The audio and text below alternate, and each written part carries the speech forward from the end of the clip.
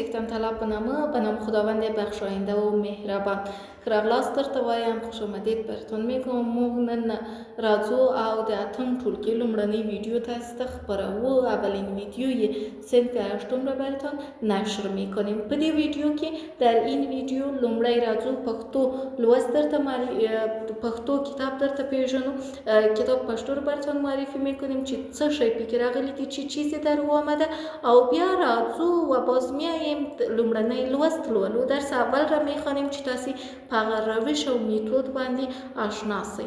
نو تاسو پاڼه ګورئ، د پوښ ګورئ، شما می پوښ را میبینید چې پښتو کتاب دی، کتاب پښتو هست. بیا ملی سرود دی، سرود ملی هست. په دې برخه کې در این بخش پښتو اتم ټولګی صنف هشتم ټولګی صنف د درې ژبو لپاره برای دری زبان ها د کتاب ځانګړتیاوی یعنی چی خصوصیات کتابی که کتاب چی هست و صنف چند است. کلا خصوصیاتش آمده د پوهنی د وزیر پیام وزیر معرف هست او همداسې فهرست یا لړلیک که دلته شمیره یعنی شماره، سرلیکونه، عناوین، مخونه یعنی صفحه. لومړی لوست از درس اول تا درس 28 28 درس لاولی صفحه از صفحه اول تر 133 پاڼې تا صفحه 133 کتاب ما هست. لومړنی لوست اولین درس ما د حمد په اړه دی.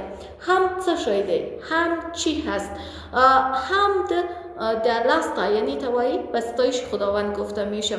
خو مخکې له هغې قبل از او موږ باید ووایو چې د لوست موخې څه شی دي، اهداف از این درس ما چی است.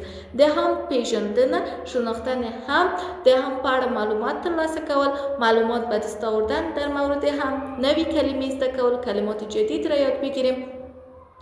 د پښتو ژبې زده کړه اولین و اساسي ترین هدف ما یادگیری زبان پښتو هست او د حمد او د نعت ترمنځ تفاوت بین حمد و نعت او د لوست موخه، د لوست مفهوم ترلاسه کول، هدف و مطلب درس را به دست آوردن. نو پام وکړئ، توجه وکړئ ترڅو دا لوست هم کار کړو. لومړی اول لوست درس حمد. الله ټولی تمام نړۍ جهان خالق او څښتن دی. څښتن یعنی صاحب. خداوند صاحب تمام دنیا است، صاحب و پیدا کننده، شریک او مرستندوی کمک کننده ندارد. زیان، ضرر او زوال و نابودی ندارد. زوال و نابودی ندارد. تل همیشه، ترتله تا همیشه، دی است او و وی به خواد بود. همیشه و همیشه هست و خواد بود. الله خداوند خپل ټول تمام مخلوقات پالی پرورش میده او روزی و تربیه میکنه. خداوند تمام مخلوقات را پرورش و تربیه میکنه، یعنی پرورش میده، تربیه میکنه. ټول مخلوقات د الله لویی بزرگی بیان می سازد. بزرگی خداوند را بیان می کند. ملائکی، فرشته ها، انسانان، پریان، جنها، حیوانات، څاروی، مرغان، پرندگان، خزندگان، ونی، درختها او بوټي و بوته ټول الله ستایش می کند. تمام مخلوقات بزرگی کی را بیان کرد؟ خداوند را. ملائک، انسانها، جنها، حیوانات، پرندگان، خزندگان، درختها، بوتها همش ستایش خدا را میکنند. هم د الله ټولی تمام ستایش رندغاړي در بر میگیرد. هم تمام صفات و ستایش الله را در بر میگیرد. د حمد او نعت ترمنځ در بینشان څه توپیر دی، چی تفاوتی است، چی فرقی است؟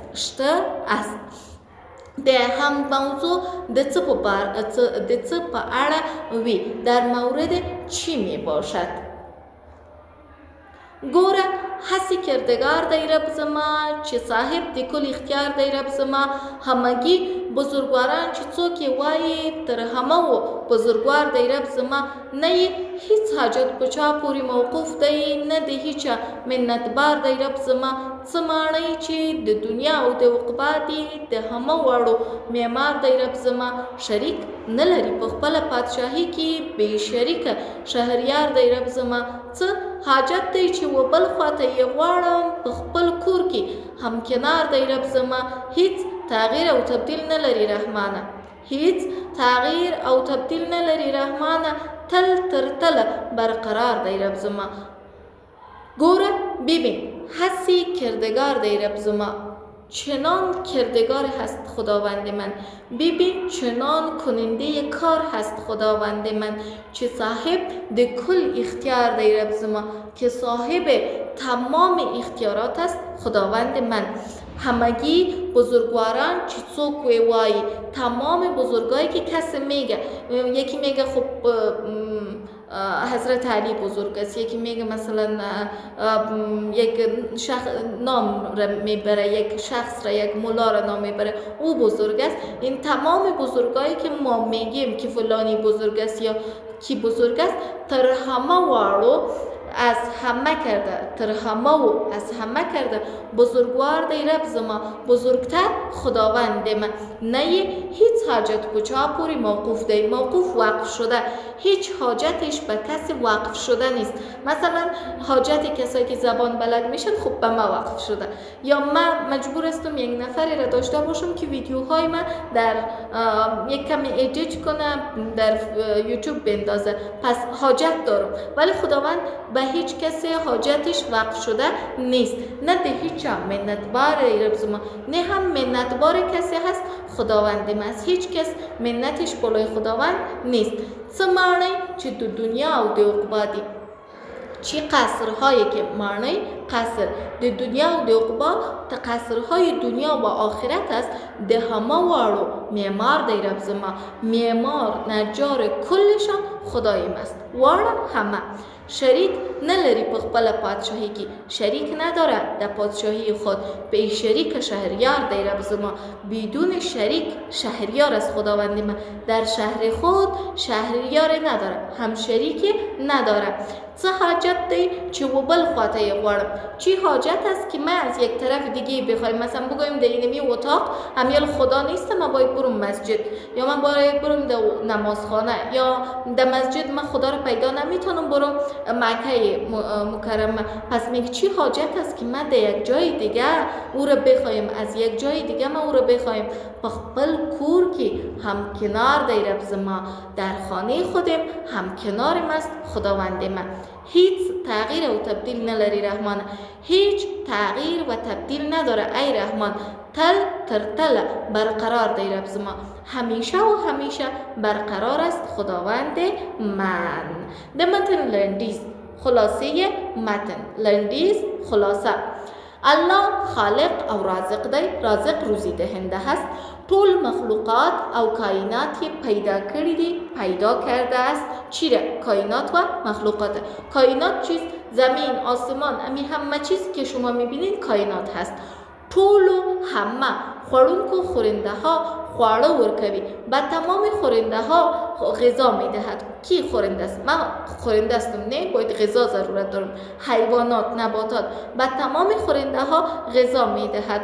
لهر زیان از هر ضرر او نقصان و نقصان یا نقص پاک دی پاک هست به انتها واک اختیار زواک قدرت لري قدرت و اختیار به حد داره به انتها داره شریک او مرستندوی نداره شریک و کمک کننده مرستندوی کمک کننده ندارد او ارتیا و ضرورت هم ورته نلري ورته برایش و ضرورت هم برش نداره طول مخلوقات تمام مخلوقات الله تا ار دی به خداوند محتاج هستند ار محتاج خوب اما حقا او هیچ چاته به هیچ کسی ار ندی محتاج نیست الله هر جای خداوند در هر جای حاضر او لیدون که و بیننده هست یا حاضر و ناظر هست الله تل و تل همیشه و بود او تل به وی و همیشه خواهد بود. د شاعر پیژندګلوي یعنی معرفی شاعر. عبدالرحمن بابا این شعر از کی بود؟ از عبدالرحمن بابا بود.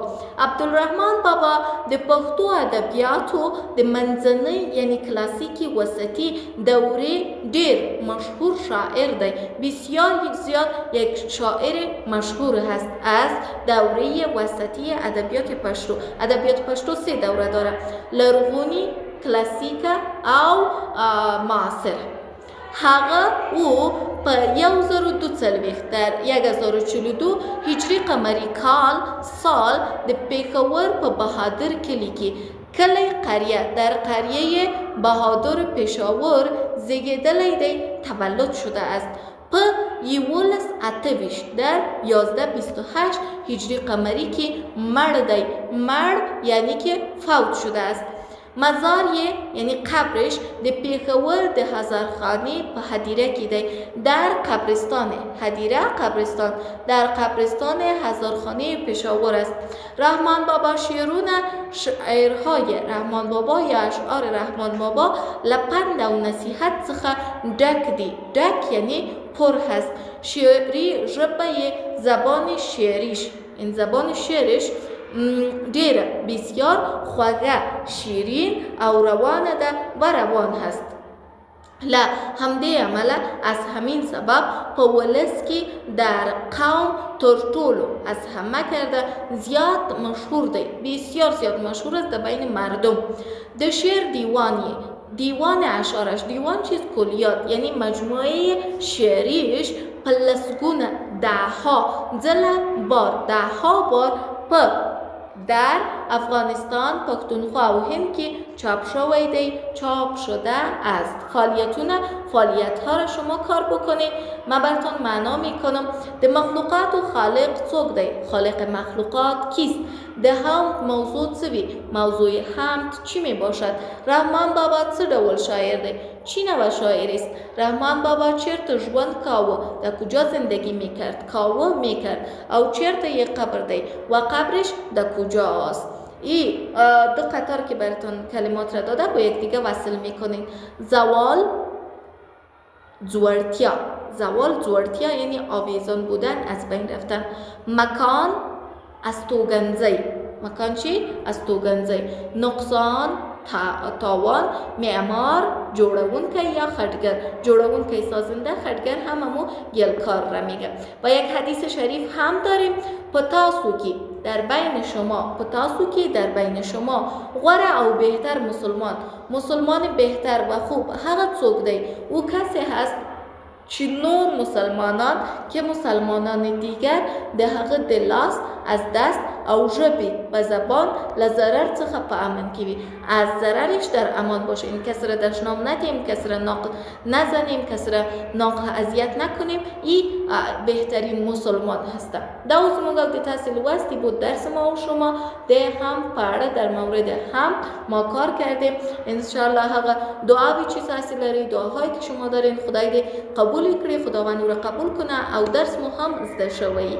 که چیرته بیا هم پوښتنه لري، باز هم سوالی دارید، لما سره په کومنټ کې شریک کړئ.